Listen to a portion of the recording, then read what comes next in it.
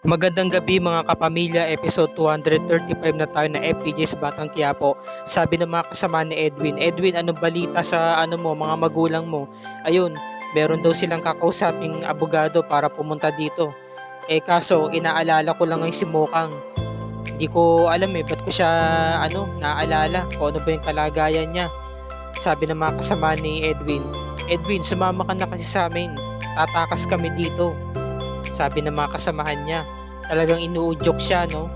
Sabi naman ng mga kasamahan niya, paano kung wala na nga si Mokang? Balita nga namin, di ba? Pinalayas na ng bayaw mo, yung mga magulang mo doon sa mansyon. Paano kung tinangay na nila si Mokang? Samantala, yung mga magulang nga ni Edwin, pinuntahan na nga nila itong mansyon ng pamilya Montenegro. Naniguro sila kung nandito pa nga si Mokang. Tawag sila ng tawag, sabi ni Aling Nita, Ramon, ilabas mo yung anak namin, Alberto. Huwag mo siyang itago. Sabi ng gwardiya, Ma'am, sir, umalis na ho kayo dito. Wala na hong tao dito. Umalis na po yung nakatira dito. Saan sila nagpunta? Yun ho hindi nila sinabi sa akin. Ang pagkakaalam ko, baka ho ibenta na nila itong mansyon, pati itong mga ari-arian nila. Kakaalis lang ho nila dito eh. Sige ho, umalis na ho kayo. Sabi ni Nita, paano na yan, Tart? Baka tuluyan ng nilayo ni Alberto yung anak natin. Huwag ka mag-alala, Tart. Hihingi ako ng tulong sa mga abogado para pwede na tayo magsampa ng kaso sa mga pulis. Gagawa rin ako ng paraan para mailabas at mailigtas si Mokang. Umalis na nga sila mag-asawa. Samantala, nireport nila to kay Edwin na pagpunta nga nila sa may mansyon, hindi na nga nila nadat ng si Mokang dahil nga wala na nga nakatira doon.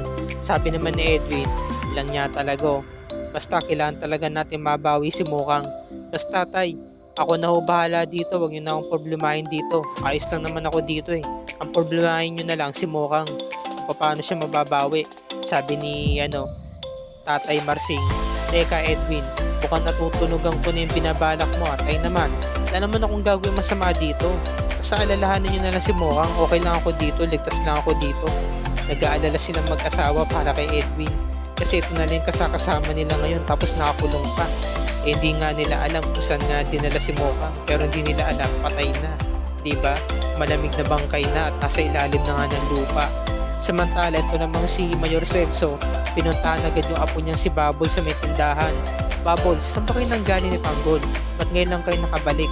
Di mo ba alam? Galit na galit si Chief Espinas at pinapahanap na kayo may ilang araw na. Sabi ni Babols, Lo, wala naman ho kaming ginawang masama eh. Lumayo lang ho kami sa mga pulis, nagpalamig lang ho kami. Ba't hindi ka man lang tumawag o nag-text man lang? Lo, sobrang kamamadali namin na wala ko yung cellphone ko. Kaya hindi ako makakontak sa inyo. Pasensya na. Alam mo, Bubbles, alam ko, pinagkakatiwalaan ka ni Chief Espinas, trusty ka na ng seldang to. Pero sa akin lang, kapag susunod na lalabas ka, makikiusap ako kay Chief Espinas na kung pwede wag mo nang isama pa yung si Tanggol. Ayokong kasama ka niya. Masamang ehemplo siya, mapapahama ka lang kapag kasama ka niya Tanggol na yan. Hindi pa natin siya kilala ng lubos. Kailan lang natin siya nakasama. Kaya nag-aalala talaga ako sa iyo, apo ko, sabi niya. Syempre, sabi nga ni Mayor Celso bilang lolo, niyaya ka ba ni Tanggol na tumakas? Sabi ni Bubbles, hindi po mangyayari yun, lo. Kaya nga po nandito kami kasi binabantayan ko si Tanggol. Kasi talagang nag-aatubili nga si Mayor Celso, baka nga pinilit nga ni Tanggol na tumakas na kasi yung nga talaga pag-aakala nila. At ngayon saktong lumabas na nga si Maca Santos, nagbigay siya ng senyos kay Chief Espinas. Sabi niya, Chief, anong nagaganap dito? Sila, eto tatay ni Tanggol, merong daladalang authorization letter, gusto nilang imbestigahan si Tanggol, kaya gusto nilang pumasok. Sabi naman ni Maca Santos, pwede naman Chief, nagbigay na siya ng senyales eh. Kumbaga parang okay na yun, nagkakausap na yung mga isipan nila, pati yung mga mata nila. So sabi ni Chief Espinas, sige na, pasok na ho kayo, samahan ko na kayo. Tahimik silang dalawa ni Warden, kinakabahan sila eh. Dahil nga baka pagpunta dun sa may isolation wala pala dun si Tanggol, naku yari na. Ngayon, nakita sila ng mga tropahan ni Tanggol, sina Enteng. Kasi mga rigor yun ah. Naku, sabi ni Thanos. Sabi naman ni Enteng, mahirap na. Hindi kaya namukaan tayo, sabi naman ni Oweng. Baka imbestigahan tayo. Sabi naman ni nung isa, paano pag nalaman ni Mang Rigor na wala rito si Tanggol? mapapahamak tayo. Sabi naman ni Bulldog, hindi lang yun, damay tayo dito. Saka sabi ni Enteng, uunahan na tayo ni Chief Espinas kapag mangyari yun. Panigurado papatayin tayo bago pa tayo managot kay Mang Rigor. Sabi ni Elsa, oy, ano yung pinagchichismisan nyo dyan? Sabi ni Bulldog, wala ho. Sabi ni Elsa, naku, alam ko, kayo na tong bagong hitman ni Chief Espinas ha. Mag-iingat kayo, sabi ni Elsa. Nakisawsaw pa eh. Nagulat sila eh. Kasi nga nag-aalala rin ng mga kaibigan ni Tanggol eh. Kasi nga nakita nila si Mang Rigor sa kasi Mando. Samantala, nandito na nga sila sa may Bartolina. Sabi ni Chief Espinas, o ito na, sige na, tingnan nyo na. Sinilip ni Rigor. Nakita niya si Tanggol, nakaupo at nakayuko. Nakita niya. So nung tumalikod siya, sabi ni Chief Espinas, oh no, nakita mo na. Sabi ni Mando, nandiyan ba inaanak ko? Sumilip din siya. Masyado mataas kaya tumingala siya. Sabi ni Mando, o nga, nandito nga. Sabi ni Chief Espinas, sabi ko naman sa inyo nandito siya Pasensya ka na, Dimagi ba? Hindi ko muna sa'yo ipapakita si Tanggol o hindi mo siya pwedeng malapitan. Dahil may mga patakaran din kaming sinusunod dito sa loob.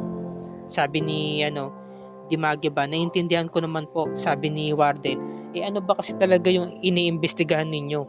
Kasi yung araw ng operation namin, merong sumigaw na babae. Merong mga kasamahan, isang batalyon sila, marami. Merong siyang binanggit na pangalan Tanggol na narinig namin ito ni Mando. Kaya naisip ko, baka ito yung Tanggol na narinig namin nung araw na yun. Baka meron siyang kakampi. Sabi naman ni Chief Espinas, o mong sabihing Dimagi ba na pinapalabas ko ang mga preso dito? Huwag kang mag-alala, malinis ang patakaran ko dito. Wala akong ginagawang anomalya dito. Saka huwag kang mag-alala, nandito lang yung sa loob si Tanggol, sabi ni Mando. Ba't naman siya nasa loob ng Bartolina? Hindi Bartolina yan, isolation. Diyan ko muna inilagay si Tanggol para disiplinahin. Hanggang kailan naman siya dyan, sabi ni Mando. Sabi ni Chief Espinas, hanggang sa tumino siya at maalaman niya ang pagkakamali niya. Ganyan ang pagdidisiplina namin dito, sabi naman ni Rigor. Tama ho yan, dinidisiplina nyo siya para magbago. O paano? Alis na ho kami, sabi ni Mando. O na ho kami. Nagkasagutan pa nga sila rito ni Chief Espinas Kasi nga, talagang tinatakot ni Chief Espinas si Rigor para hindi na mangulit. Saka gusto niya ipakita niya na siya ang batas. Siya ang matapang kasi nga Chief Espinas siya Pero ang totoo nun, deep inside, kinakabahan na talaga si Chief Espinas. Saka si Warden Balatukan. Kinakabahan na talaga sila kasi yari sila pag nalaman na Mando saka ni Rigor na wala pala rito si Tanggol. Yari na. So ito na nga, umalis na nga sila. At sabi kasi ni Rigor, babalik na lang ho kami dito para imbestigahan siya, para makausap. At para saan pa? Sabi nga ni Chief Espinas, no? Tapos inihagis niya yung folder kay Makasantos lang niya. Kinabahan ako dun natawa si Makasantos natawa Tapos ito na nga, sabi ni Warden, huwag kayong mag-alala, dinidisiplina namin dito si Tanggol. Ganto ang pamamalakad namin dito. Para pag sakaling makalabas na siya, magbago na ang pag-uugali niya. Sana nga tuloy magbagong pag-uugali niya. Paano po, Warden? Maraming salamat po Babalik na lang ho kami dito para makausap si Tanggol. O sige ho, hintayin na lang namin. Umalis na nga silang dalawa. At syempre, habang naglalakad nga si Mando sa si Rigor, kinausap niya, sabi niya, Mando, totoo nga hinala ko. Ano yun pare? Yung babae. Kamukha niyo yun Yung babae naka-shades. Yung bumaril sa atin nung araw na nag-raid tayo sa Red Phoenix. Kamukha ni Chief Espinas Oo nga no, siya yung pina-sketch mo, diba? Oo. Kaya ngayon talaga, alam ko na meron talaga anomalya nangyayari dito. Kailangan ipaalam natin to kay Kernel para mapalitan at maparusahan yung mga namumuno dito. Lagot na sina Chief Espinas. Samantala, ito na nga, gigil na nga si Chief Espinas, pumasok na. Tinadyakan si Tanggol.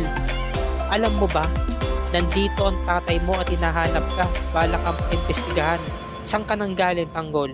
Sagutin mo ko. Ba't hindi mo ko sinasagot, ha? Alam mo ba na meron nakakita sa'yo sa labas? Hindi ka nag-iingat? Magsalita ka. Ayaw mo magsalita? Kinuha niya yung batuta kay Makasantos. Haampasin niya. Nung haampasin niya na lumingon sa kanya si Tanggol. Naawa si Chief Espinas kasi nga yung mukha ni Tanggol para bang mukhang nalugi. 'Di ba, pinagbagsakan ng langit at lupa, hindi mo maipinta. Kaya talagang naawa si Chief Espinas, hindi na nga niya nagawang hampasin ng batuta sa muka o sa ulo. Sabi niya, "Makasantos, ang padlock." Sinarado na nga yung pintuan. At dito na po nagtatapos ang ating review ni Rica para sa gabing ito, mga kapamilya. Bukas pakatunghayan natin ang episode 236 na kung saan ang pinaplano ni Chief Espinas para kay Tanggol, kung anong klaseng pagdidisiplina ang gagawin niya dito. Yan ang pakatunghayan natin. Ngayong nalaman niya na ang totoong dahilan kay Bubbles, dahil isiniwalat ni Bubbles yung mga pinanggalingan nila noong mga araw na nawala sila rito sa loob ng selda. At dito na po nagtatapos ang ating recap and review para sa araw na to. Kung bago ka pa lamang sa aking channel, kung maaaring makahingi ako sa iyo ng mutong subscribe at i-click mo na rin ang bell icon para lagi ka updated sa mga episodes ng FPJ's Batang Quiapo and other kapamilya shows tulad nito. Magandang gabi, maraming salamat po sa inyong panonood and Happy New Year mga kapamilya, and God bless us all.